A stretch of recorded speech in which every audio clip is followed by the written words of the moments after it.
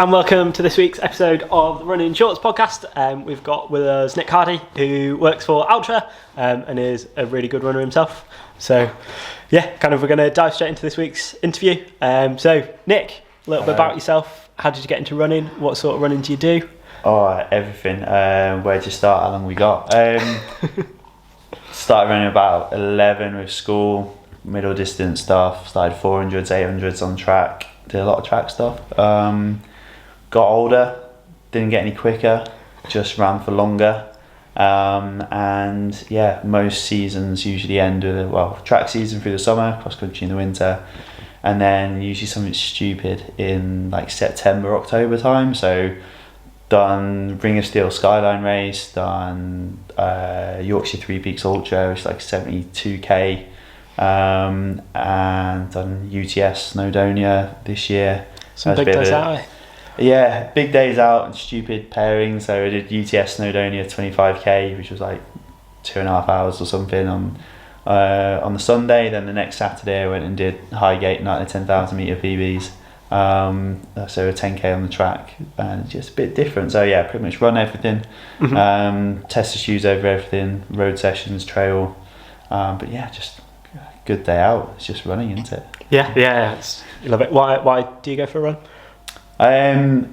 Mostly just it's become a routine, but also just that release. Like I drive around all day talking about running, and it's actually good to get my own running done and find that sort of peace and exploration. And like I travel so much with work, it's just then getting to see somewhere new as well. Like you'll never explore a city as well as you would if you were running it. Like you see all the different parks, different roads, different environments, and get a real feel for a city that you're travelling to, just by running, that you don't get in a car or on a plane or something like that. So it's definitely a good way of seeing everywhere. And like for me with Altra, as my role like north of England, Scotland and Ireland sales rep, there's a lot of travelling involved there. So yeah, it's always good to see the sights and explore around, and been doing it for quite a while now. I used to work at other running brands and come into Altra nearly 2 years ago. But yeah, joined the brand when we sort of became a subsidiary model. So that means basically we went from selling Altra to customers directly, rather than going through a distributor or another smaller group, back in January 22. So since then I've been taking on the Altra guys and running in their shoes up and down the country and visiting the likes of you guys all the time. So it's, good fun. Yeah. So Nick's been in the industry a very long time. I'm not that old. Come on, don't age me. Don't age me. But yeah, the last few years you've been with Altra, which I think you've really, really loved that role.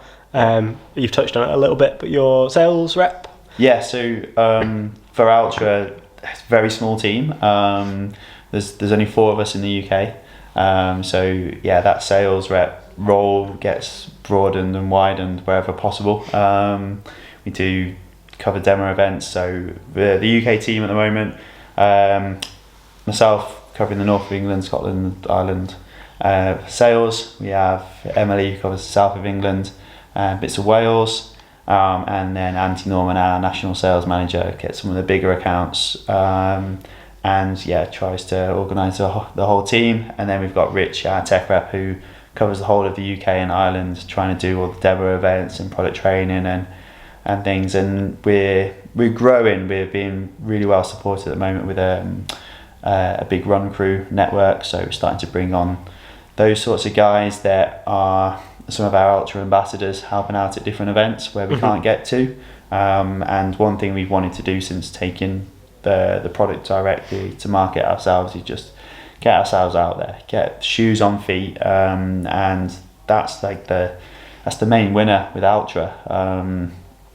I'm sure we'll touch on Altra a bit more in detail, but for us, foot shape is key. Why are you making a shoe that's not shaped like a foot? I don't know. And it's just something that we try and get on people's feet and as much as possible. And it's just getting the brand out there for us at the moment, and it seems to be going well. Give me a very I was gonna nearly said an easy job, but it's not an easy job. It's a very, very in demand job, and everyone's going like, can I have this, can I have that, and can you come and do podcasts, can you come and do runs and stuff. So it's good fun. Yeah, I think it's varied. If we move to that kind of, Altra's got a pretty inspirational story from what was a tiny brand to where it is now.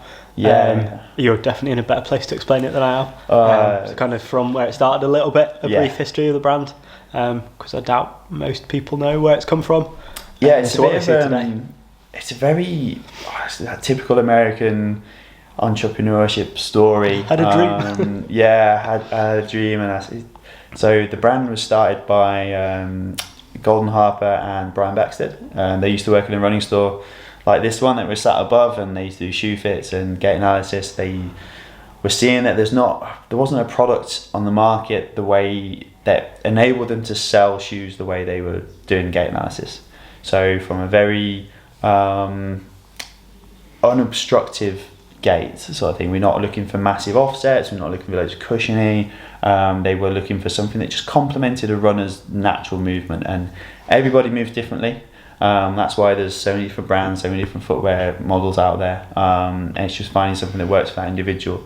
And the guys, about 13 years ago now, worked in the back of a running store, and they were finding that shoes that had a massive, or a large at the time, heel offset were just restricting people's gait a little bit too much. They were interfering, they were having too much of an influence on how people ran.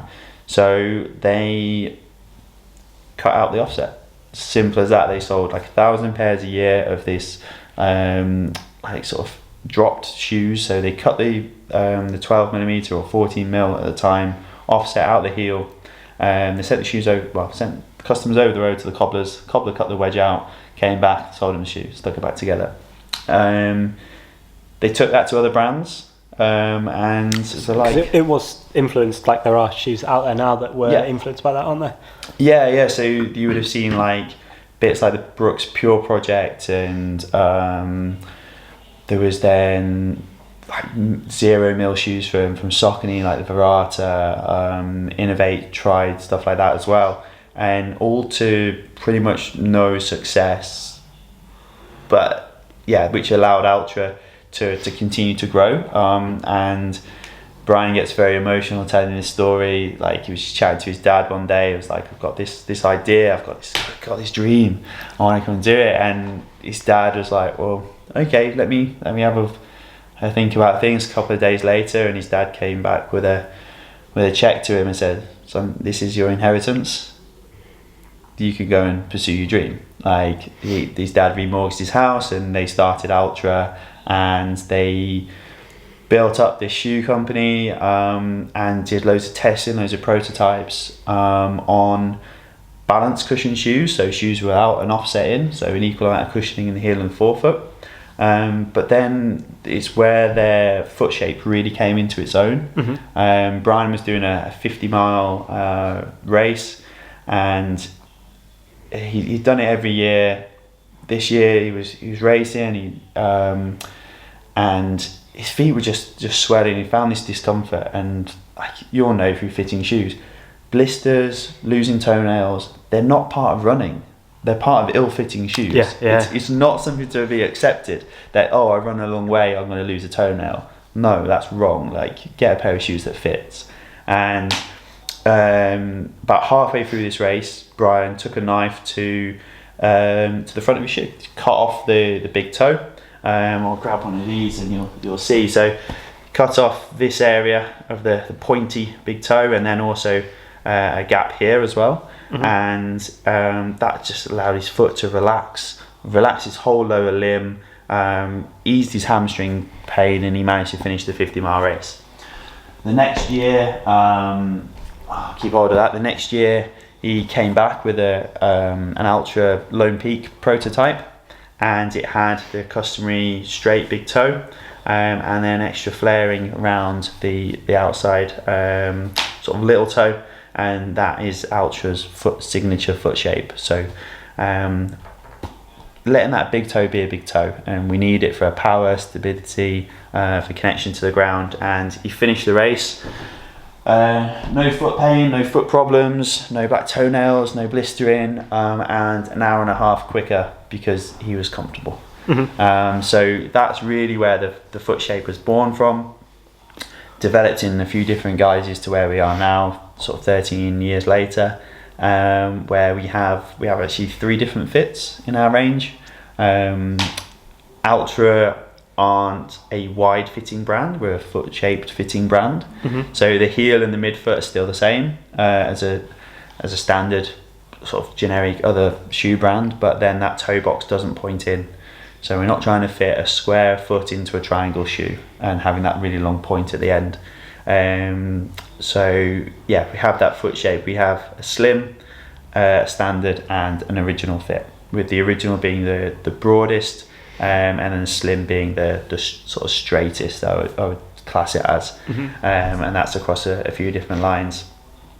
And then same as other brands, we do wide fitting shoes. So a men's 2E width is wider all the way through the shoe, right from the heel back. And yeah, that's really where Altra started, and now that's where our point of difference is in the market, is having foot shape fitting shoes with 0 to low offset across road and trail. So our first shoe was a road shoe, but then we found a lot of our customers and fans, we've got such a strong fan base. Yeah, you've got a big following, eh? It's crazy. When we go to expos and things, we get people turning up with their like Lone Peak 2s going, oh, I love this shoe, I've done 1,000 kilometers on it, and you're like, how is that thing still together? Like, please take it away, it stinks. Like, but the energy around Altra fans is phenomenal, and it's really like appreciated, and makes you, when you work for a brand like that has such a loyal fan base, it's really, really empowering. Rather than a brand where like the fit is still the same, or rather than a brand where you like can just flick between Brooks Ghost, a Saucony Ride, a Hoka Clifton, they're all much the same. Someone and like Altra have a good difference, without slating other brands. Like, every brand is different and have their positives, but we are a little bit more different and have a really strong fan base to it. But it was something that was started back in Utah in the US, so we're a US brand, and when it's just 2 people, the marketing team gets really creative about how they name shoes. So all of our trail shoes are actually named out after mountains in Utah. So Brian and Golden just looked out the window and went, that's cool. Mount Olympus, Mount Superior, Mount Lone Peak, Mount Timp. Oh, I like those. Yep, that'll do. And that's where our trail range has been named from. We now have the Mont Blanc, named after that summit in down in France, Switzerland, Italy, if you can put it in one country. And as we now like appeal to a fair few more people, we've come out of the US, and the US isn't the centre of the world as they'd like to think. But yeah, it just gradually broadened out and expanded the range, expanded the naming and everything like that. So yeah, it's growing well. Yeah, I think, and we've seen this morning for some of the stuff coming. Like you're still staying true to your roots, but also expanding to a range, which is really cool to see. Yeah, that's where at the moment the brand's in a very strong growth period at the moment. Like a lot of people listening to this, watching this, would have definitely started to hear about Altra a lot more, and that's come through our sort of resurgence in a lot of our marketing push, but also just having good product on feet, and more people buy it through having good product, and part of those sort of super fans that we have, which is brilliant. And a lot of super fans for us tend to come in at the bottom end of cushioning, and our stack heights we were discussing. So the Lone Peaks, Escalante, the Escalante Racer, they love those products. Kind of all Stu's worn. Yeah, he's got Escalantes, which he's loving. I think he tried some Lone Peaks last night and thoroughly enjoyed them. Yeah, so no, that was great. Yeah, you've got to what you've got on now, the 2 extremes in. Yeah, definitely. The shoe you'll see in front of us here is like the big stack height Vera Olympus, proper chunky boy like cruiser. Is having that range of products allows for a bigger range of people to come in and join the Altra foot shape, and that's what we definitely push and promote. the best is just having a comfortable shoe. You don't want any more excuses not to run. Yeah. I think there's enough of those out there with the weather and the clocks going back recently and things to go, I don't want to run, and that shoe gave me a bit of a blister, or it's a bit tight, or I'll be a bit slippy. We definitely just want things that are just take away all those excuses and just help people get outside and things. Yeah, definitely. Things you're most excited to see from Altra in the next few years, if you can hint at anything. If I can say, or can't. I got in trouble for this in Chamonix actually, so I'll say it again. We have a carbon plated trail racer coming out. It's been on a few of our athletes' feet. It's won a lot of the UTMB World Series through the summer, winning events like the Istria 100k and things, and did very well at the UTMB World Finals. I was then over there myself, racing. I raced ETC, again one of those little end of season blowouts. Looked like a great event. Yeah, 10k with like 1600 meters of climbing, was straight up for 6 and straight down for the rest on switchbacks and horrible. But I wore the Mont Blanc Carbon, which will come out end of March. Which is our sort of first venture into carbon plated trail shoes and continuation of the work that Vanish Carbon's done as well. But yeah, we've all asked to do. So I was over there with Brian and our European director Fabio, and we'd gone over to this ETC, had the videographer there, and he's like, right, we need you to do a bit of a introduction to camera, and I want you to say why you like running, say what event you're doing, what shoes you're wearing, and how you're looking to finish and stuff, and like what you're doing for the race. And so I was like, guys, can I talk about the shoe? And like, yeah, I'm pretty sure you can, you'll be all right. Like, just say it's a prototype, And I was like, yeah, cool, okay, do that. And then, so did my bit to camera, went and raced, came back, and we were just sat in the tunnel, like from Courmayeur back to Chamonix, and it was just traffic. So I'm flicking through Instagram, and I see on like Ultra Running Europe's Instagram account, it's like, oh, right, there's Fabio's video. Oh, that was good. There's Brian's video. I was like, right, scroll. Where's mine? What's going on with mine? It's been cut. Yeah, like, I got back and the marketing team are going mad at me from across, like going, oh, you weren't allowed to say that. I was like, I asked the founder. Like, what can I say? Oh, don't ask him. So I won't be probably sharing this podcast to them. But yeah, that's what I'm looking forward to anyway with Ultra. There's a good range of product coming out, right from carbon racing shoes in road and trail to more of a continuation of the forward experience that we launched about a month ago now. Yeah, so that's absolutely flown by. And for us, that product it was our first product with an offset. So because Ultra's famously been balance cushioning or zero drop, if you like. Yeah. And kind of the first big step away from that, which is a huge switch from what you've been known for. Yeah, definitely. And it's a big change, big addition. It's 4mm, but it's a lot more than 4mm offset. We've changed the way some of the shoes work. We've done a lot of development with the rocker geometry, and we were doing that. And how can we find a bit more like that energetic, exciting feeling shoe? And the rocker, we just find it works so well with a little bit of an offset. And we were like, let's do it. Like, we still stay true to our roots in having that foot shape. So it's on a standard fit, but it's been able to eliminate a lot of doubts for a lot of people that feel they can't necessarily go to zero drop. And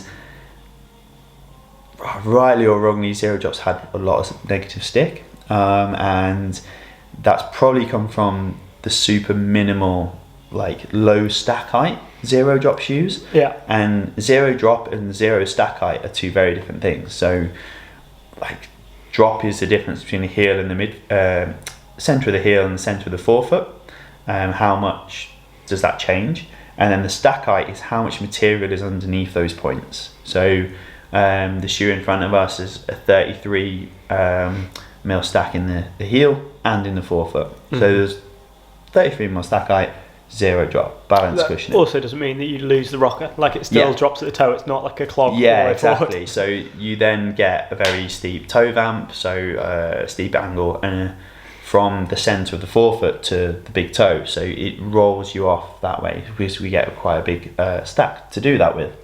And then with an offset, we can just sort of increase that roll a little bit more, a little bit earlier. And it gives us a really exciting feeling shoe, and again opens us up to a lot more consumers, which has been great. Feeling a lot of confidence of guys in store like yourself. The feedback has been great, that they can just bring out a shoe for every customer that walks in the door now.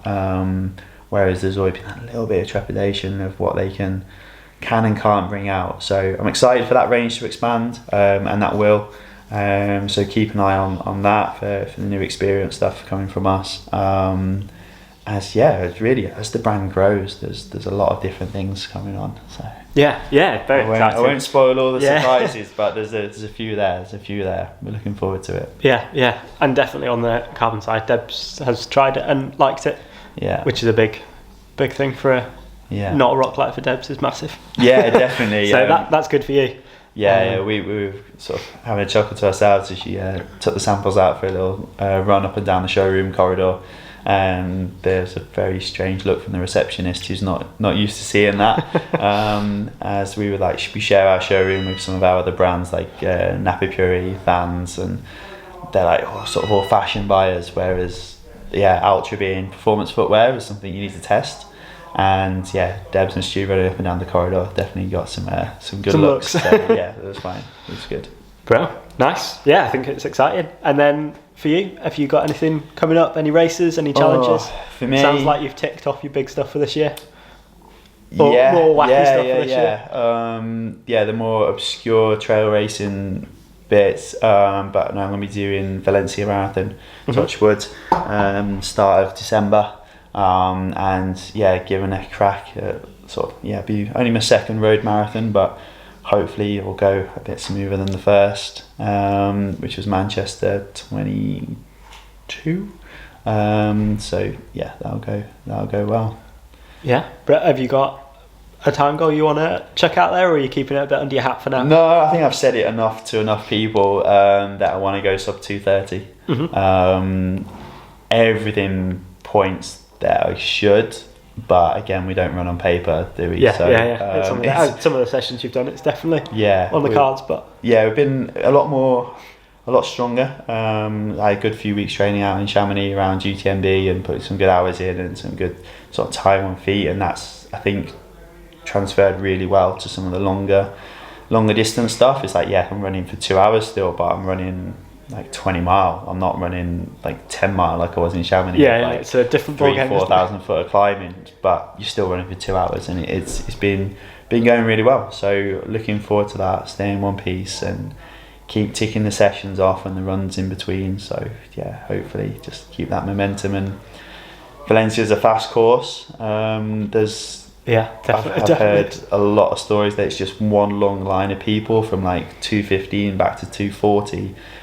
So I probably won't be stranded out on my own and can just get involved with a bit of a race. Whereas Manchester I was a bit lonely for the last 6k, and when it's hard, a windy city, and when it's hard and you're just out there on your own, you sort of start drifting round, and cramps and stomach issues keep going, and we'll move on from Manchester. We'll go for Valencia. It's a bit sunnier. Yeah, definitely. Oh, bro. Well, good luck. Thank you. Anything else to add that you want to shout about? I think I'm all good. I think you've heard enough of me for the last half an hour, but we're good. I think there's a lot of big things to come from Altra. If you want to throw all the cheesy phrases out there, and big things coming.